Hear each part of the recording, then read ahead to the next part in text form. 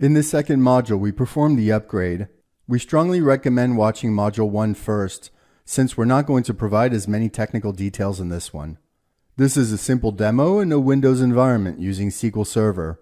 Ultimately, the methods are almost identical, irrespective of platform or database package. Depending on several factors like the volume of data, the migration can take several hours. For production instances, we always recommend seeking assistance from our support and service teams. You should also test this migration process on database copies several times and uncover any pitfall you may run into before performing the real thing. First, we update UC system settings, specifically the 3 variables we mentioned in the first mod.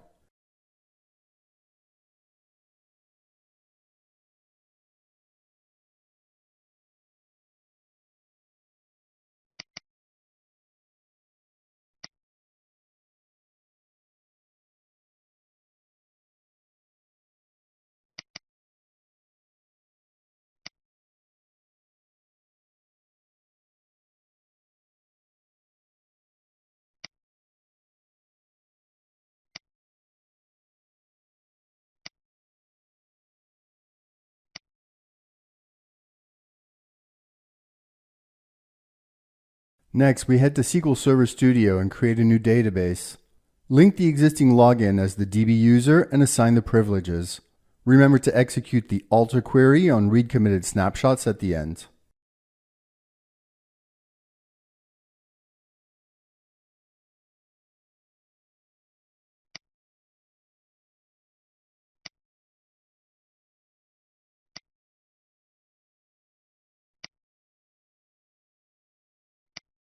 This next step is central to the entire operation.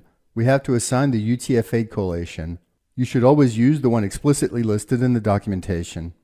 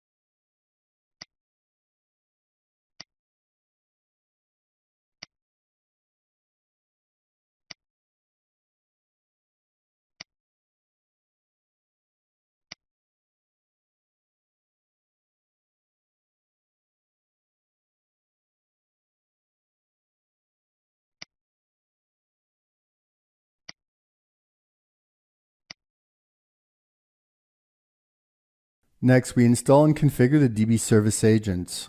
Use the install package from the regular SQL agents and install it on the AE host.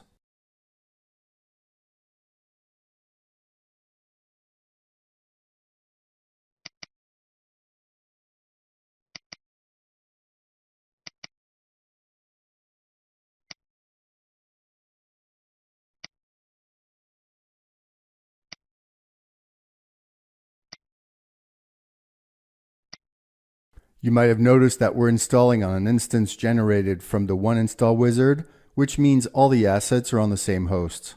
On a proper instance, we would be installing on the AE host.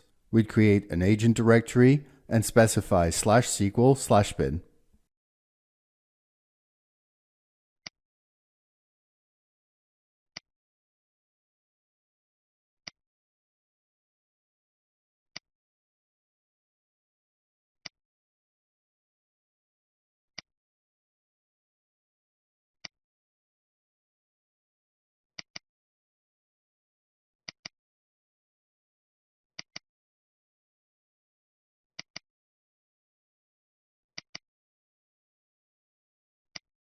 We copy the SQL Server JDBC driver to a JDBC directory in the agent's bin directory.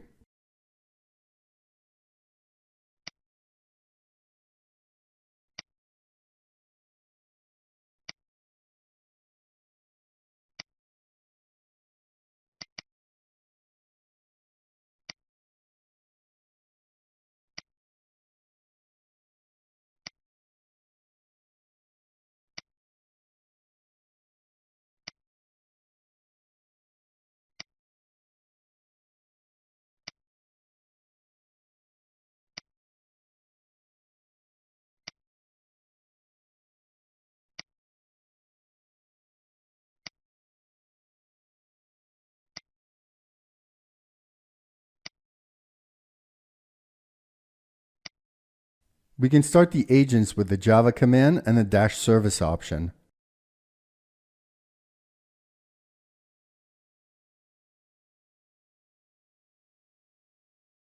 We can check the log to make sure the agent is started properly.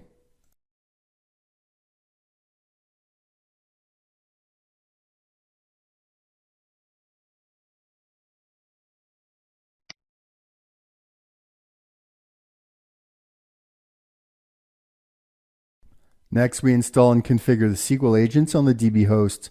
We're not going to dwell on this. The procedure is exactly the same as the DB service agents. Please remember that you may run into local authorization issues if you're using SQL Server. The INI file has a section for Windows authentication. 0 uses a SQL Server account, which needs to be mapped to a login object in Automic. 1 uses the user who started the agents. The easiest way is to use UC host card default and set anonymous job to yes. Next, we download and deploy the upgrade pack.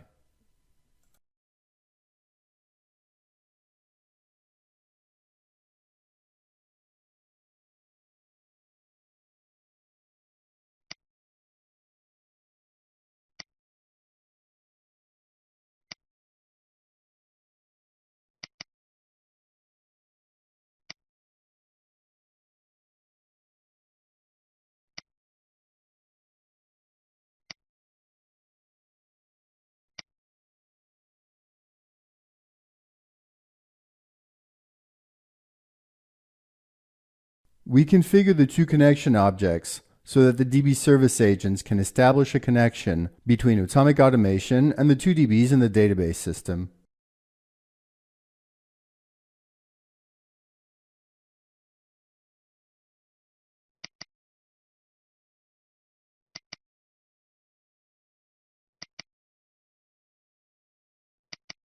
The system is quite tolerant, so you can simply enter the database host and the port and it should work. Under login data, you enter the ID and password of the user assigned to both databases. Note that this is not the system user that logs into SQL Server or Oracle, it's the actual database user. When you're done, you can click Test.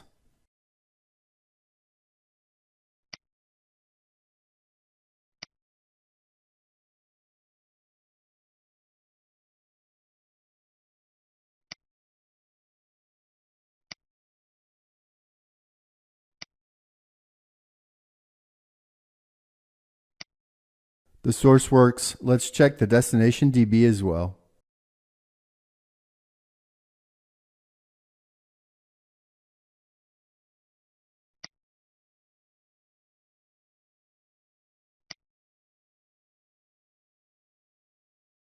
Finally, we execute the workflow.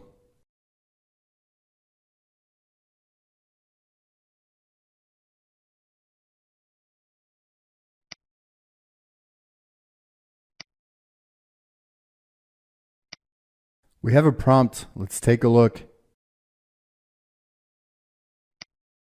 We enter the SQL agent installed on the DB host, the run mode, meaning 0 for complete end-to-end setup, 1 for simple data refresh, or 2 to generate local copies of the SQL scripts of the procedure.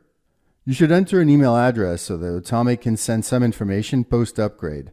If you're deploying to Oracle, you can generate the DB link, and if it's SQL Server, you can specify the number of instances.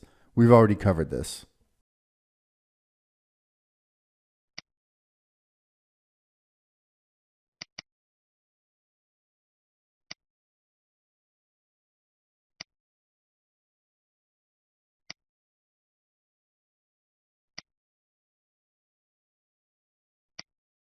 Depending on the volume of data, the workflow will execute and eventually complete after a few hours. Check the new database and make sure your Automic assets are there.